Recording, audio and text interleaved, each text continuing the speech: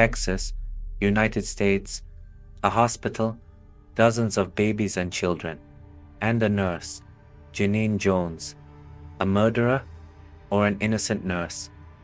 Hospitals, for most of us, they are places of safety, healing, and recovery. Doctors and nurses are heroes who work tirelessly to save lives, but sometimes even the safest places can harbor the darkest stories. At Bexar County Hospital, in the late 1970s, babies started dying suddenly during one nurse's shift, but no one could fully understand what was happening. Janine was caring for sick babies, yet somehow her patients were dying much faster than those of other nurses. Was this just a coincidence? Or was a serial killer walking the hospital corridors? Was she a hero or a monster? How many victims were there, really? And how did so many deaths go unnoticed? In this documentary, we explore the horrifying story of Janine Jones, the nurse accused of killing children.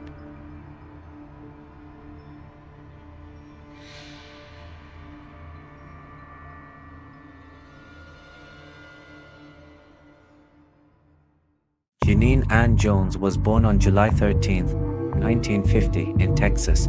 From the moment she was born, her life was shrouded in mystery. She had been abandoned by her biological parents and adopted by another family.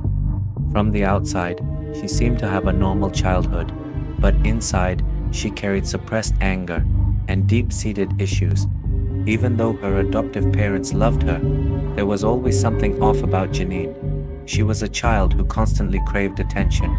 She told exaggerated stories, did strange things just to be noticed, and even when she got attention, it was never enough. The most disturbing detail from her childhood? Her obsession with being the center of attention. As she grew older, disturbing allegations surfaced, claims that Janine had started hurting others from a young age.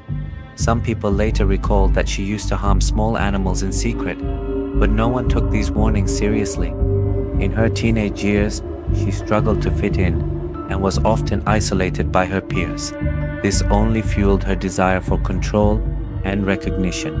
She wanted a job that made her feel important and powerful. And what better field than healthcare? When she grew up, Janine decided to become a nurse. Finally, she would have power over life and death. People would trust her. But no one knew how she would use that trust. By the late 1970s, she had graduated from nursing school and started working in the pediatrics department of Bexar County Hospital. And that's where her reign of terror began. After joining Bexar County Hospital, Janine quickly became a part of the neonatal intensive care unit. Here, premature and critically ill babies were treated. But soon, doctors began noticing a disturbing pattern. Babies were suddenly deteriorating during Janine's shifts. But when she wasn't there, everything seemed fine. Of course, some infant deaths were expected in a hospital, but this was different. The deaths weren't random. They happened at specific times, early mornings or late at night. At first, doctors and nurses thought it was a tragic coincidence, but the number of deaths kept rising. Babies were dying from sudden cardiac arrests, severe breathing difficulties, or other unexplained causes. Some infants survived but suffered severe brain damage. And the most chilling part? Most of the babies who died had been under Janine's care. Babies who had been recovering suddenly stopped breathing, struggled for life, and despite the medical team's best efforts, died. But something was missing. Why were these babies dying? The first doctor to suspect Janine couldn't believe it. But soon, whispers began spreading among her colleagues. Some nurses noticed that Janine acted strangely around death. She seemed overly excited during emergencies, desperate for attention, and often spent more time with critical patients than necessary. After all, nurses were supposed to be lifesavers. The idea of one harming patients was unthinkable. But the numbers didn't lie. During Janine's shifts, the infant mortality rate was 10 times higher than normal. Rumors started circulating among the staff. Some believed she was secretly overdosing babies with medication. But proving this was difficult. Medication records weren't always well documented. Autopsies of some deceased infants revealed traces of lethal drugs in their blood, but due to insufficient evidence, no formal charges were filed. And in a shocking decision, the hospital quietly fired Janine Jones without reporting her to the police, fearing a massive scandal. Would this stop her? She quickly found another job. After leaving Bexar County Hospital, Janine started working at a private pediatric clinic in Kerrville, Texas. But soon, the same mysterious medical emergencies started happening again. Doctors began closely monitoring her. Number of infant heart attacks, breathing failures, and sudden deaths skyrocketed by 400%. And then, she was caught in the act. One doctor found her injecting a baby with a lethal drug. The medication caused muscle paralysis, preventing the baby from breathing. When the doctor checked the medicine cabinet, he discovered tampered vials with small punctures where a needle had been inserted. Tests revealed that the vials contained lethal doses of muscle relaxants.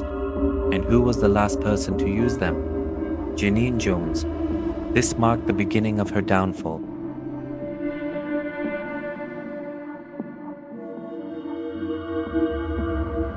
In 1985, Janine Jones was arrested and put on trial. But there was a huge problem: not enough evidence. The hospital had destroyed medical records to avoid a scandal. Still, doctors and nurses testified against her, painting a terrifying picture of a nurse who thrived on death. Prosecutors argued that her motivation fell into three categories. Hero complex: she poisoned babies only to try and save them, wanting to be seen as a hospital hero. Attention seeking: she craved constant recognition from doctors and colleagues. Control obsession: she wanted absolute power over life and death. Her defense attorneys insisted that the deaths were natural, but the court did not believe her.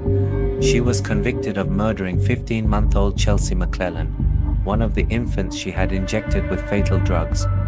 Prosecutors described her as not just an attention addict, but a serial killer.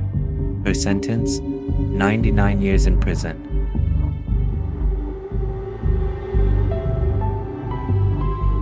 But here's the shocking part.